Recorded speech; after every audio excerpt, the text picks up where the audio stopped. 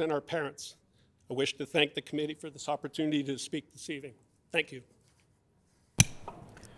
Thank you, Mr. Lemoyne. Do members of the committee have questions for the presenter?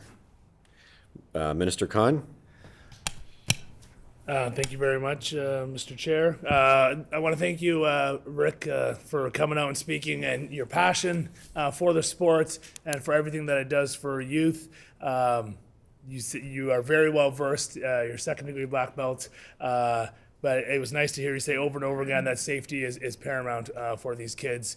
Safety and a safe space for them to compete, to learn the skills and hone the skills of discipline, of confidence, of teamwork, of building their self-esteem and setting goals with them. So, I want to thank the work that you're doing and all your team. And I see Malcolm Edwards back there as well, and others in your organization. The time has expired on the minister's comments.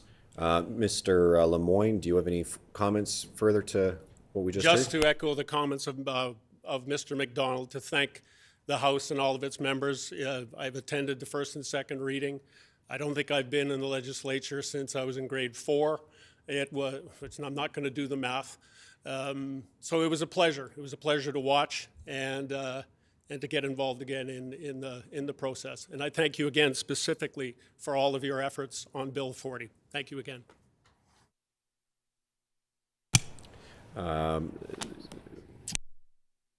MLA Fontaine.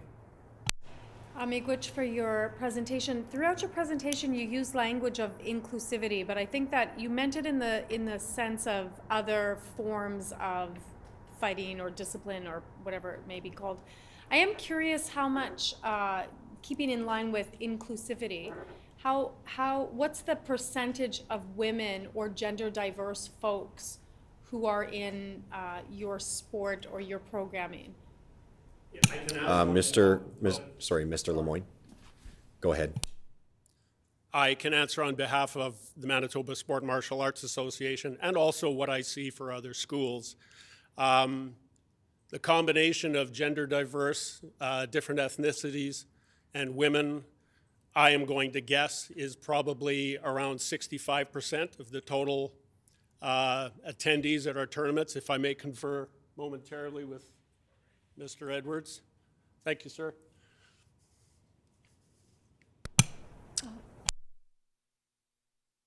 MLA Fontaine. When you say, because you kind of put all of it together, when you say gender diverse folks, by that, what do you explicitly mean? Did I misquote your words? No. Mr. Lemoyne, go ahead. Sorry, I just need to recognize you for answer. Thank you. When I used the phrase gender diverse, I thought I was repeating what you had asked. Did you use the phrase gender diverse in your question? If not, I apologize. MLA Fontaine. Yes, I did. And by that I meant gender diverse folks, non-binary, trans folks. That's specifically what I was meaning. But in your response, you had said women, minorities, which I don't use that language, and gender diverse folks. You said we're around 65%. So I guess more specifically, what would you imagine the percentage of women, let's just say, that are involved? Mr. Lemoyne. I'm going to say between 40 and 45%, echoed by more of an expert, Master Edwards. MLA Fontaine. And then in respect of different communities, again, I don't use the language of minorities. It's not. Nor did I believe. Yeah, you did. But just in respect of different communities that are involved, what other different communities or predominantly different communities are involved? A very large. Mr. Lemoyne, sorry. You have the floor. Go ahead. Thank you, and I apologize again for the quick draw. In our association, a very large representation of the Winnipeg Filipino community exists through 2 different schools. Large percentage. All right, that time has expired. Is there leave for Mr. Lemoyne to continue with his answer? Agreed. Agreed. Okay, Mr. Lemoyne, go ahead. I think I concluded speaking about the Filipino community. We have one kung fu based or wushu based school that does have a very diverse representation of athletes, some who are Chinese Canadians.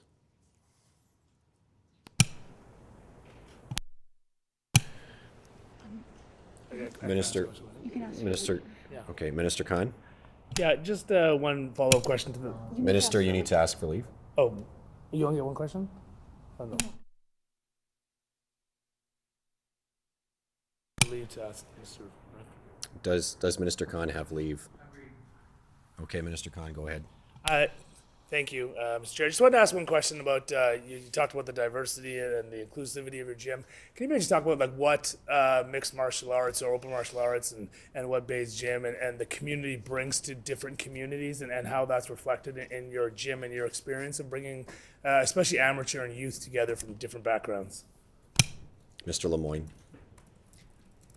Thank you, Mr. Khan. I'm going to answer that by saying what I get out of it, what I see. What I see is children developing, youth, young teenagers developing. It brings a lot of happiness. It brings a lot of parents to the events. It brings grandparents to the events. It brings family to the events. I'm sort of focusing a little more now in answering your question. It brings fun. Do members of the committee have further questions for the presenter? All right. Mr. Lemoyne, thank you for your presentation and for coming tonight. I will now call on Giuseppe Di Natale. Forgive me if I mispronounced your name. Feel free to come forward.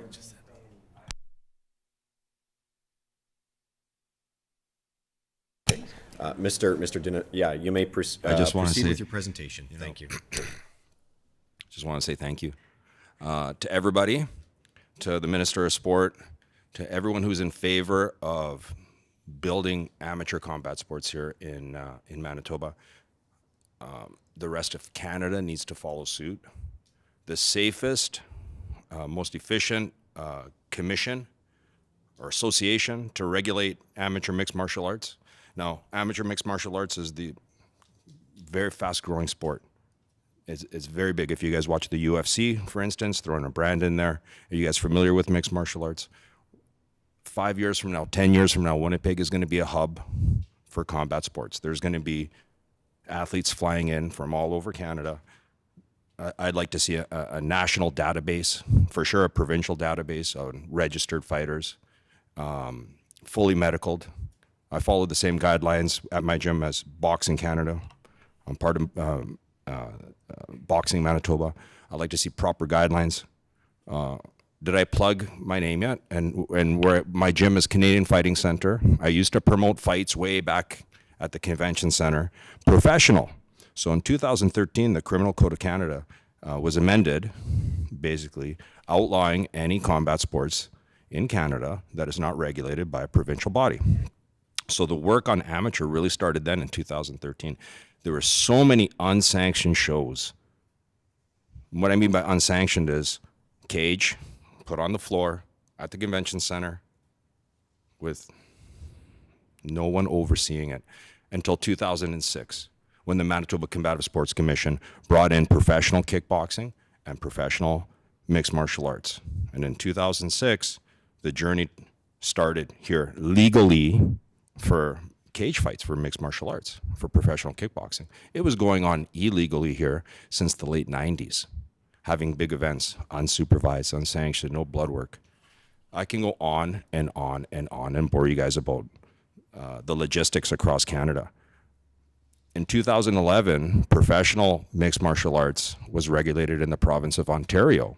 We were regulated here by the hard work of the Manitoba, back then it was the Boxing Commission. It was called the Manitoba Boxing Commission. The name was later changed, I think in 2011 or 2012 to the current Manitoba Combative Sports Commission. They're the best.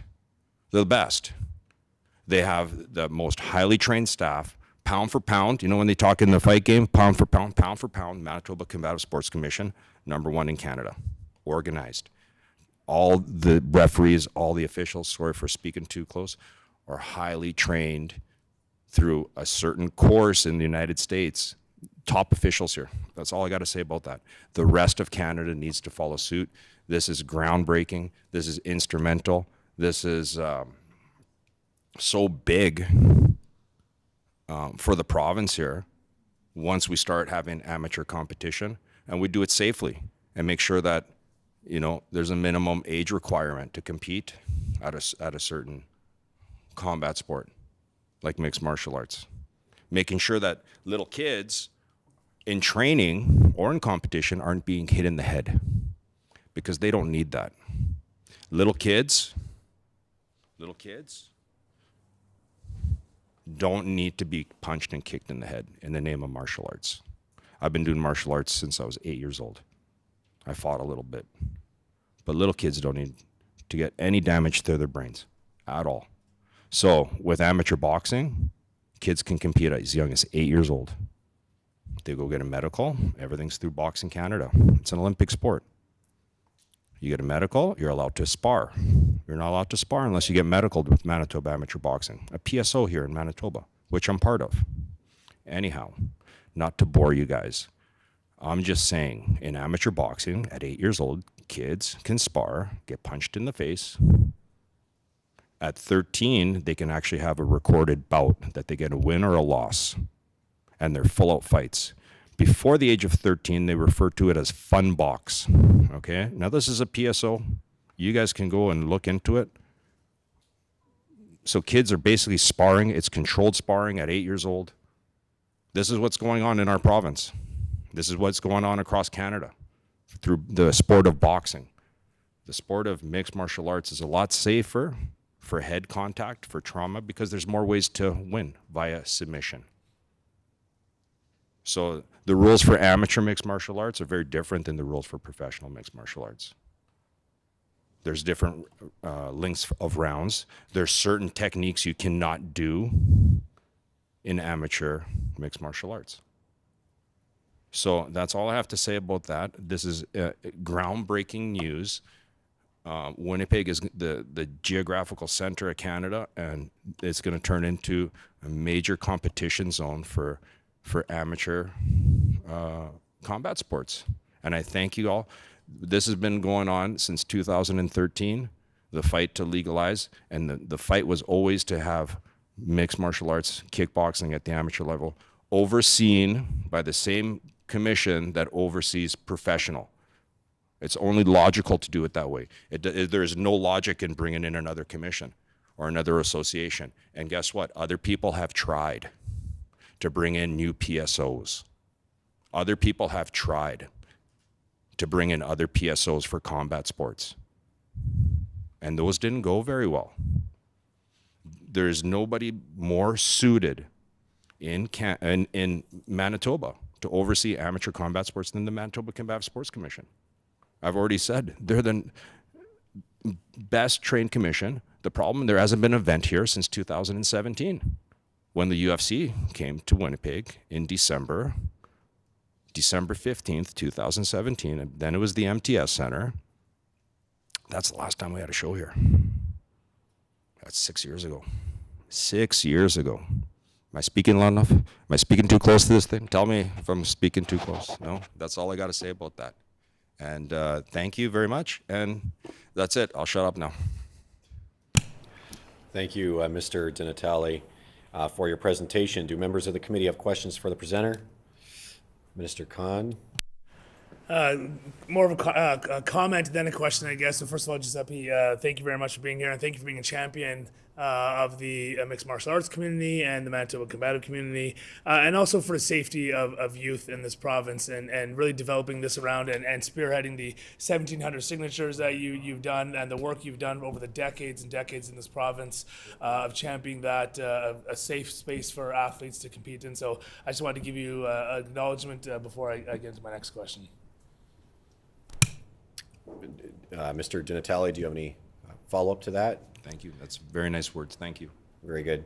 Any further questions? MLA Fontaine? Miigwech, for your presentation.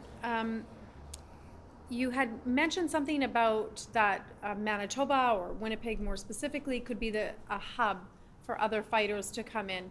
Is in your mind, in your expertise, do you think that there's a lot of money to be made here now in respect of that? Mr. Di Natale. Sorry, I just need to recognize you for hand, sir. So Okay. Go ahead. The floor is yours. There'll be crowds that come out for sure. Then the whole process of becoming a promoter has to be that much more scrutinized. I've been promoting in Manitoba for 20 years. So outside promoters coming in, or some people that are doing it just for the money, right? Provided that your shows make money, because everything costs money. You need to rent a hall. You have to pay a sanctioning cost. You have to pay doctors. You have to pay medical staff. So there is cost to putting on a show. And that's not the reason why I do martial arts every day. I teach every day. I teach kids every day. I teach adults every day. I've been doing martial arts for 41 years. Manitoba needs competition for the kids. It's about the kids. It's about the future. Mixed martial arts is a huge sport. There's only 4 provinces that regulate amateur. How are you going to fight professionally? What if a kid's dream is to be next GSP? You know who GSP is? The greatest MMA fighter ever to come out of Canada. Pound for pound, the best fighter in mixed martial arts, credited to be from Quebec. What if a kid wants to be the next UFC champion? Because they know what? They make a lot of money. At the professional level, if you make it to the UFC, you're getting paid well. But you got to fight your way up there. It's a legitimate combat sport sanctioned all over the world. Mixed martial arts is a legitimate combat sport sanctioned all over the world. And it costs money to put on shows. It does. But if someone's in it just to make money, you know, that's, yeah, I don't know. Yeah, I had one. Minister Khan. Thank you, Mr. Chair. And Giuseppe, have you seen an experience that maybe you can share one or two of your students that have come up through training, through what you've seen at an age, and what the sport has done for them in this province? Mr. Di Natale.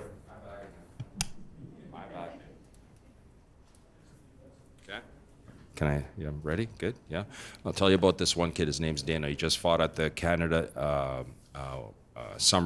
Winter Games for boxing out in. It was on the East Coast about 3 months ago. They came up through my kids program. Started training with him when he's 8 years old. He really enjoyed martial arts. He wanted to spar. We got him licensed with Manitoba Amateur Boxing. He was a converted kickboxer. He had maybe 7, 8, 9 fights locally through Manitoba Amateur Boxing. He represented Team Manitoba out in, I think it was PEI for the summer games. I think he was actually at your office as well. The whole team came out to the office. That's one success story. I mean, I've seen kids come through with my kids program, and I don't like training too young a kid. 8 years old for me is mature enough. I tell parents when they bring their kids to train, put them in soccer first. Soccer's the world sport, #1, soccer. And I train kids after. But I have multiple stories I can sit here and I can see them. It's got 16 seconds. That kids, they work hard, they do their homework, they do good in school, right? And the only venue here is amateur boxing. And I've seen it many times that these kids, they work hard, and they work hard in school.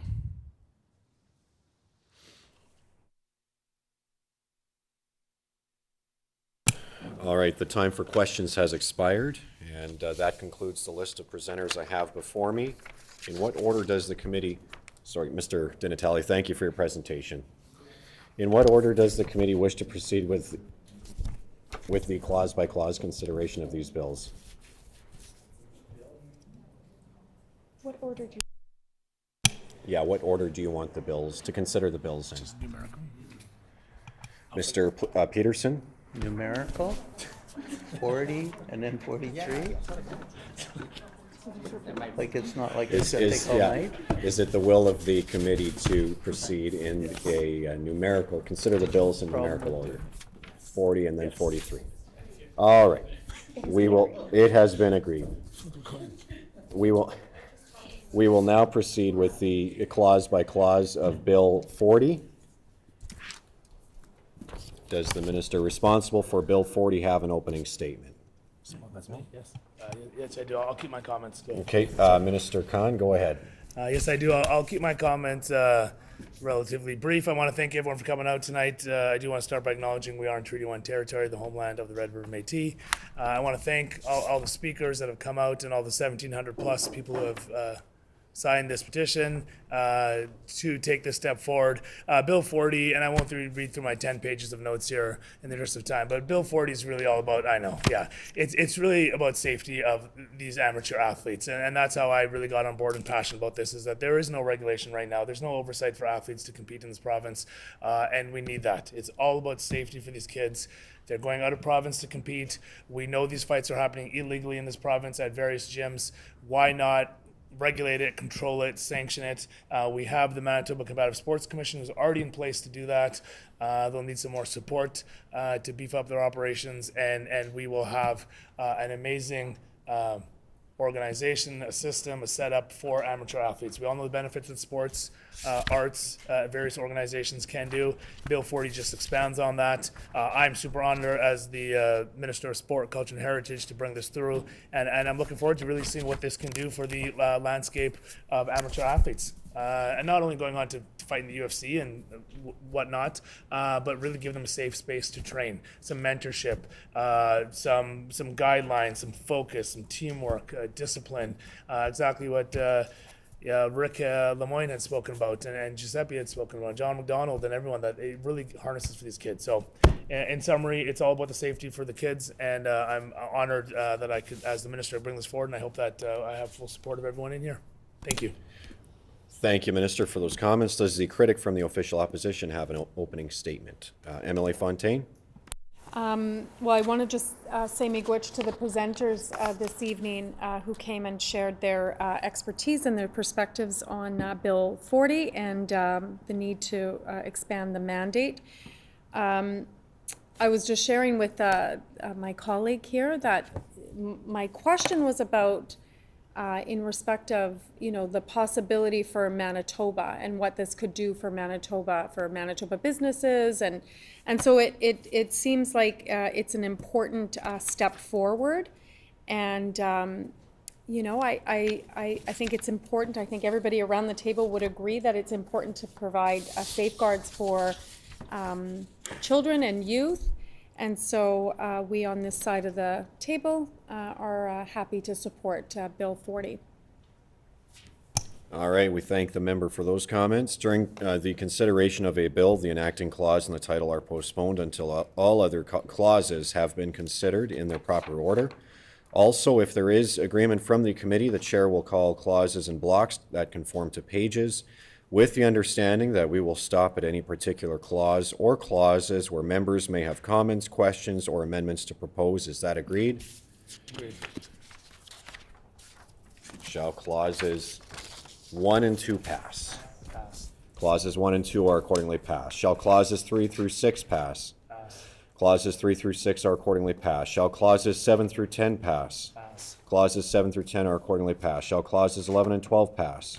Clauses 11 and 12 are accordingly passed. Shall clauses 13 and 17 through 17 pass? Pass. Clauses 13 through 17 are accordingly passed. Shall clause 18 pass? Clause 18 is accordingly passed. Shall the enacting clause pass? The enacting clause is accordingly passed. Shall the title pass? The title is accordingly passed. Shall the bill be reported? Agreed. Agreed. The bill shall be reported.